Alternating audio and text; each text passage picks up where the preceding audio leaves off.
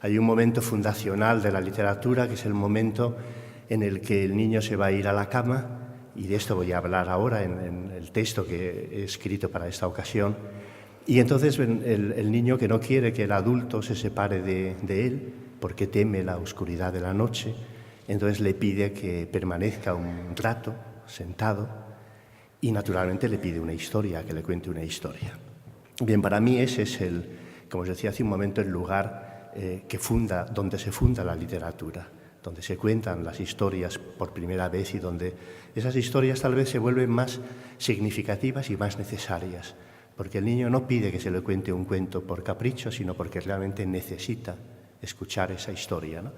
Necesita escuchar la historia por el valor mismo de la historia, pero también por sentirse acompañado por el adulto que se la está contando, que el cuento siempre tiene este doble valor, ¿no?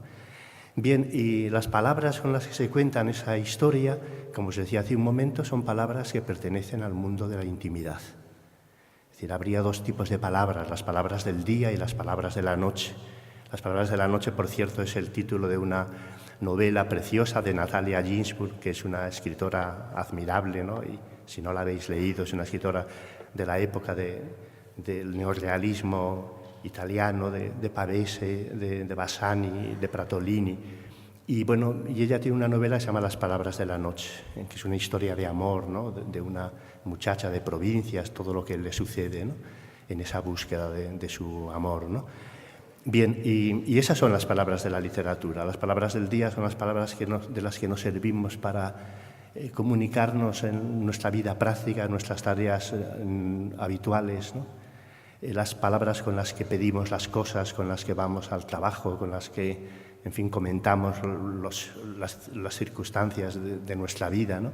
Pero hay otro tipo de palabras que son diferentes, y esas son las palabras que no se vocean en las calles, las palabras que parece que se necesita la proximidad de alguien atento y que espera lo que nosotros le podamos decir, ¿no? Y esas palabras que se dicen al oído son siempre las palabras de los poetas, las palabras de los cuentos, las palabras en las que también un niño espera escuchar esa historia que venga un poco a poner orden en ese caos que es siempre el mundo del niño. Bien, porque la literatura, el mundo de los cuentos, tiene que ver con el misterio, pero también tiene que ver con otra cosa que es tan importante, y es con la emoción, con el temblor, con la posibilidad de sentirse uno vivo. Entonces, allí donde alguien tiembla, o bien de deseo, o bien de miedo, o bien buscando algo, anhelando algo que no tiene, en ese lugar se está empezando a contar una historia, se está empezando a contar un cuento. Por eso digo que la segunda cualidad de la palabra poética de la que yo estaba hablando, al lado del misterio, es la capacidad de conmovernos, la capacidad de hacernos temblar de una manera o de otra.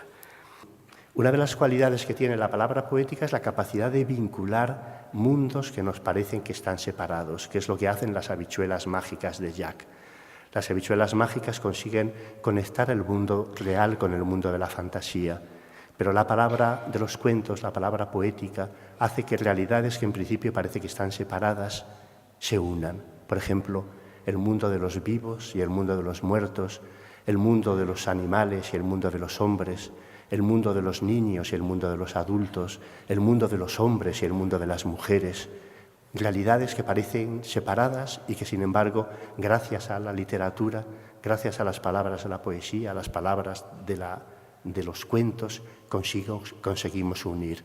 La palabra del cuento es como un puente que nos permite relacionar realidades que en principio parece que no tienen nada que ver una con la otra. Y por eso en los cuentos los animales hablan, por eso en los cuentos los adultos pueden entender a los niños, lo que es muy difícil que suceda en la vida real, ¿no? Y por eso en los cuentos hay grandes amores, ¿no? Que son los que viven los hombres y las mujeres cuando se encuentran, ¿no? Y hasta en los cuentos viven los muertos. Los muertos regresan de ese mundo perdido que es la muerte y pueden hablar y comunicarse con los hombres. El mundo del cuento hace posible todo eso. Chesterton solía decir, esta es una frase que me gusta, me encanta, que el dragón ya existe en el interior de los niños y que lo que hacen los cuentos es darle el caballero que le permite enfrentarse a ese dragón. El dragón simboliza los impulsos destructores inherentes a la naturaleza humana, el ello freudiano. y el caballero el impulso socializador de esos impulsos, el yo que permite controlarlos y servirse de su fuerza. Este esquema puede aplicarse a todos los cuentos en que aparecen brujas, ogros y otros monstruos devoradores, y entre ellos a Caperucita Roja de los hermanos Grimm. Muchos adultos no quieren contarles estos cuentos a los niños por el temor a poblar sus noches de pesadillas, pero se equivocan al pensar así. El miedo ya está en el niño, y lo que hacen los cuentos es darle recursos para enfrentarse a él. Estos cuentos, además, no solo tratan de los peligros del mundo, sino que les hablan a los niños de sí mismos, de aquello que son más allá de lo que a sus padres les gustaría que fueran. Hay un niño Jekyll, obediente y siempre dispuesto a hacer lo que los adultos le piden, y un niño Hyde, siempre metido en asuntos peligrosos. Estoy hablando de la novela de Stevenson, El Dr. Jekyll y Mr. Hyde, ¿no? Y lo bueno de Caperucita es que no es enteramente ni uno ni otro.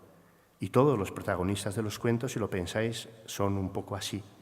Viven entre la razón y la locura, entre el principio de realidad y el principio de placer, entre el mundo de la abuelita y el mundo del lobo.